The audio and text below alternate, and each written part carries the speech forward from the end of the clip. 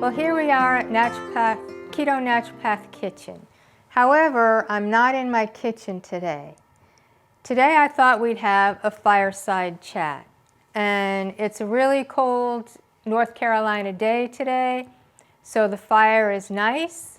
But sitting here, if it gets a little too hot, I'll have to turn it off. What I wanted to do today was tell you about my journey, how I went from very overweight, diagnosed with a brain tumor surgery, starting keto, fasting, carnivore, Precision PSMF, and how now I don't have to struggle with my weight. I've struggled with my weight since I was a child. So for about 60 years, I've struggled with my weight. So this is the solution that actually works for me. I've never had anything work for me like this before, except when I was running 6 miles a day. And I don't really feel like running 6 miles a day anymore. But I do work out. Back in 2012, if any of you watched Dr. Carl's videos, you know about our journey of how we started with keto. Carl was diagnosed with an extreme case of Crohn's disease in 2012. He'd never had Crohn's or ulcerative colitis. Anyway, he'd never had any gut issues before. And suddenly, he was pretty much on his deathbed. And I knew that by Christmas of 2012, he wasn't going to be alive anymore, until I forced him to go to a different doctor who gave him 4 blood transfusions right away and some really heavy medications, of which the side effects were terrible. So for me, I had been losing the sight in my right eye for about 4 years, and finally I went to the specialist I was seeing and said, I lost all the vision in my right eye. And he, for 4 years, has been telling me it was all stress-induced, meditate, meditate, meditate. And I did have a very stressful job, and I'm like, okay, maybe it's all just stress-induced.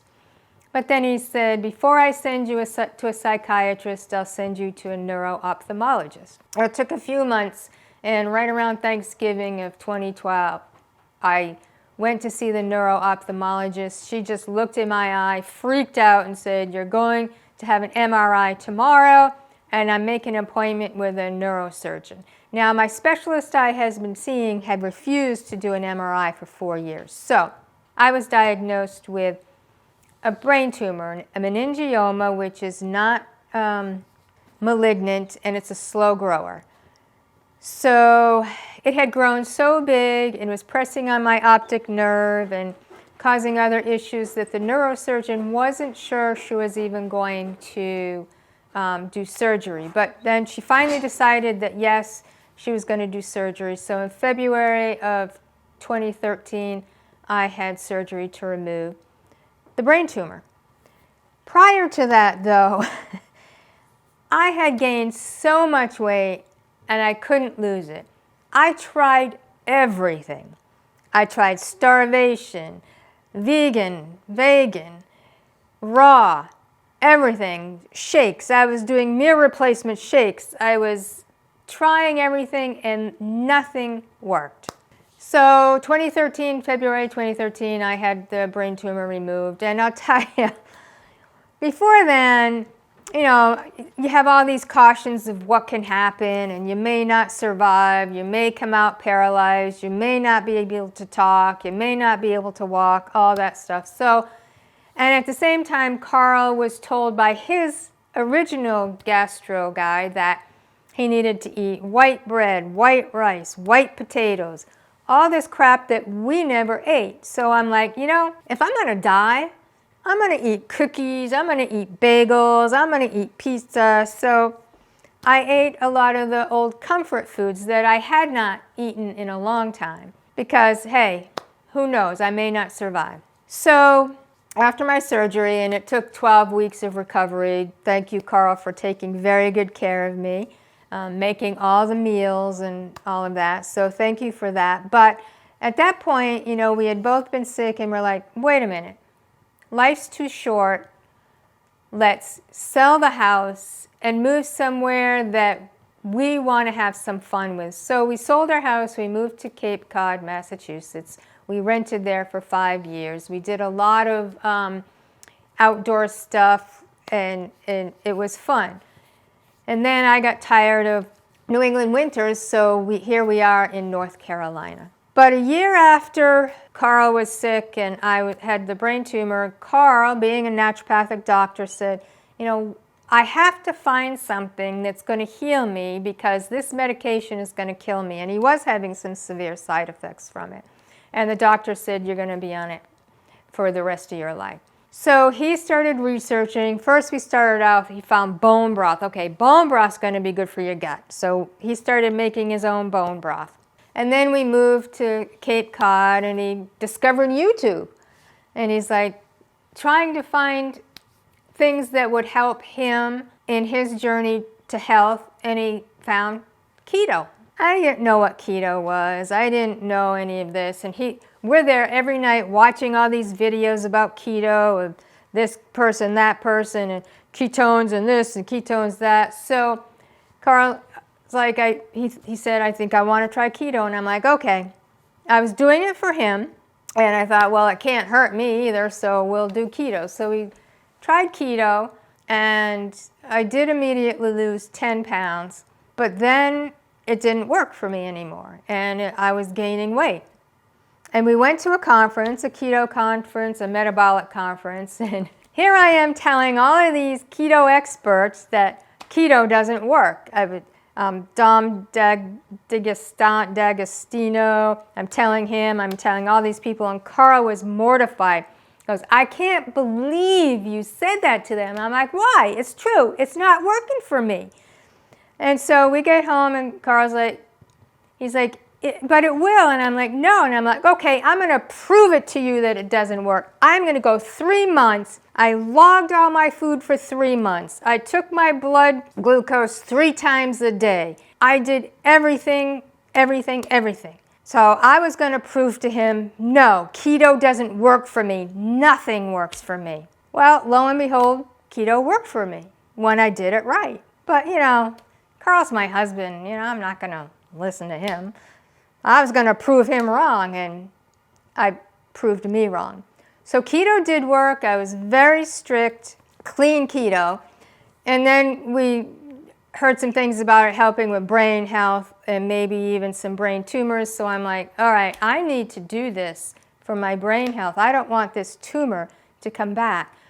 So that's why I am very strict clean keto. And our Facebook group is very strict clean keto. Now, I always post, you can do whatever you want to do. I'm nobody's mother, but in our group, if you post something that's not keto, it will either be deleted or I'm going to tell you that is not clean keto. So don't take it personally. So doing keto, doing okay. And then finally we hear about intermittent fasting and fasting. So I read Dr. Fung's book, Obesity Code, and it kind of opened my eyes to quite a few things. So we started intermittent fasting, time-restricted fasting. So we'd stop eating about 6:37 at night, and we wouldn't eat until noon the next day. But that wasn't difficult to do because I really wasn't that hungry in the morning. So we did that for a long time. And then after a while, it's like, okay, let's do multi-day fasts. So we start out with 5-day. Carl would do 7 days. I could never do 7 days because if I felt a little shaky, I'd take my blood glucose, and if it got down into the 50s and I was shaking, it's like, this isn't worth it. I have to eat. So I could do about 4.5 days until my blood glucose got too low and I had to eat. So we did that. We did that once a month. We did 3 to 5 day fasts once a month and very clean keto the rest of the time. And that's the only way I could maintain my weight, was if I once a month did a 3 or 5 day fast. And I'm saying, Carl, this isn't sustainable. This isn't living. I can't do this forever. And he's like, you need to drop your fat because I learned keto's high fat. And we don't do dairy, so I ate a lot of mayonnaise and bacon.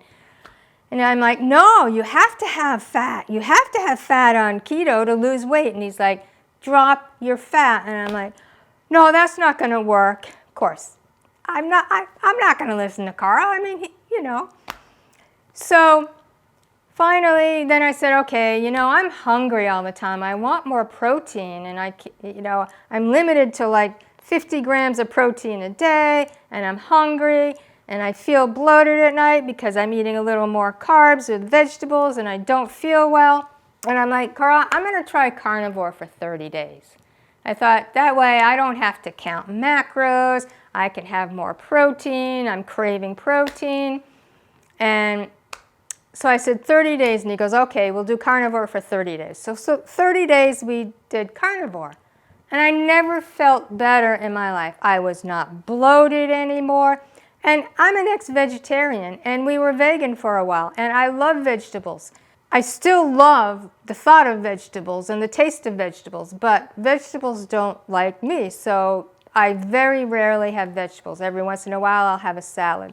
So I felt so good. I wasn't bloated. I wasn't hungry. I was eating the protein that I wanted, and I was kind of maintaining, starting to gain a little weight, and I'm like, but at least this is something I can live with. So then Carl kept saying, he's like, you need to do protein-sparing modified fast. And I'm like, what is that? He goes, da-da-da-da-da. I don't even know what he said. He didn't really explain it. He's like, sent me all these studies and sent me articles, and I'm reading it, and I'm like, Carl, I don't know what to do. And he's like, you just do it. You just da-da-da. I said, Carl, tell me exactly what to do. If you tell me exactly what to do, I will do it because I'm a very disciplined person and I will do that. So he finally told me how to do it and I'm like, okay, I'll do that. So the first week I did the protein sparing modified fast for 4 days of the week and clean keto 3 days. And then I went to what we call precision protein sparing modified fast 3 days a week and clean keto 4 days a week. And I couldn't believe it. My weight was dropping off me. I'm the kind of person, even when I'm losing weight, I would, on strict keto, I was losing maybe 1/4 pound. A big month would be 1 pound a month because I only weigh myself once a month. I have a hate-hate relationship with the scale. If it goes up at all, I'm going to get depressed and eat. So I weigh myself once a month. So I was losing 1, 2, one time 4 pounds doing this Precision PSMF 3 days a week and clean keto the other 4. I just couldn't believe it. It was the first thing that worked for me. I wasn't starving. I wasn't hungry. I was satisfied. I was getting the protein I needed, and I felt so good. And we're also doing weights. We do HIT, high intensity training, twice a week. 1 day a week we go and do weights at the gym. And then the other 3 days we do HIIT, high intensity interval training, and abs, videos at home, 3 days a week. So we do work out, but I'm used to that. I've been working out since I was 25. But this is the first thing that worked for me. Nothing had ever worked for me before in my entire life. Nothing. This works. You do it, it works. And I'm like, Carl, we have to tell people. If this works for me, it's going to work for everybody. We have to tell people. So, I started writing an ebook and a few recipes of what we were doing. And he actually wrote quite a bit of the history of protein-sparing modified fasts and how to do it and what you do, and I had some recipes. And so we had this ebook, and we decided to create a small course. It's a 30-day, first we said it's a 5-day challenge. And people got the ebook, and we did for 5 days, and people did it. And we said, 5 days really isn't enough to see that this works. It has to be 30 days. So we changed our little course to a 30-day challenge. And for that 30 days, we have a Facebook group, we have weekly Zoom meetings to answer everybody's question, We ask that people do it for 30 days. So that's 3 or 4 days a week of Precision PSMF and clean keto the other 4 days. And it's working for people. You know, there are other methods of PSMF out there that aren't quite the way we do it. And if that works for you, that's great. But I know a lot of people that hasn't worked for. And people will say, I've already done this course, the PSMF didn't work, it doesn't work, and I'll try this. And I'm like, okay, but you have to stick with the way that we do it. And then you tell me if it works or not. Because don't tell me it doesn't work if you don't stick to our method. And everybody who's come into our course from someplace else where it didn't work has had results. And then I've had people who join our course and saying, you know, this isn't working, I'm not losing weight. And I'm like, okay, you have to email me or tell me what exactly you're eating, because there has to be something and some reason why it's not working, because I haven't known this not to work for everyone. And they'll send me things and I'm like, well, what is this? And they say, oh, it's a recipe from somebody else. And I said, well, I need to see the recipe. And the ingredients are keto ingredients. They're not Precision PSMF ingredients. I said, no, if you're anything like me, this will not work. This is just keto. This is not Precision PSMF. I'm asking you to do it our way. And we have a food list, and it's like, if it's not on our food list, you cannot eat it during your 3 days of PSMF a week. And they're like, okay. So everybody who's done that has come back and said, yeah, it works. So I just felt that everybody needed to know this and to know that it can work if you stick to it, if you do it the way that we do our Precision PSMF. And I'm just so excited. I'm just so excited. And it's not to say that some months I don't gain weight. I'll tell you, July is Carl's birthday, 4th of July. I have a few more keto treats during the month than I should, and I might gain a pound. The next month I go back to strict Precision PSMF and keto, and boom, it comes off. And December, we've got Christmas, New Year's, Thanksgiving, and more importantly, my birthday. So once again, I have a few more keto treats. So I know in December I will gain a few pounds. But in January, I go back strict Precision PSMF, strict keto, clean keto, and it comes off. So I've been doing this almost 3 years now, and it works. I weigh less now than I did in high school. I weigh what I should weigh for my height. I'm not very tall, so I weigh about 100 pounds, which is what I should weigh for my height. And it's just amazing. So from this, how I started on this is I found a hard drive a week or so ago, and I'm looking through the pictures, and I'm looking at the pictures for me from 2011, 2012, and I'm like, Carl, did I really look like that? Really? And so I took pictures of now, so I have before and after pictures, and I shared them in our Facebook group, and there's such a difference. And I'm like, I have to help people. I have to tell people, this works. This absolutely works. And there's not much more I can say. So yes, we do have our 30-day course. I will put a link to our course, which again is a private Facebook group for all the help you need, a weekly Zoom meeting for help with that. All I can say is it works. You don't feel deprived. You don't feel hungry, and you feel good. So I also have a blog post on my journey. I'll put a link to the blog post that I did about a year and a half ago. All I can say is this works, and you deserve to give this a try.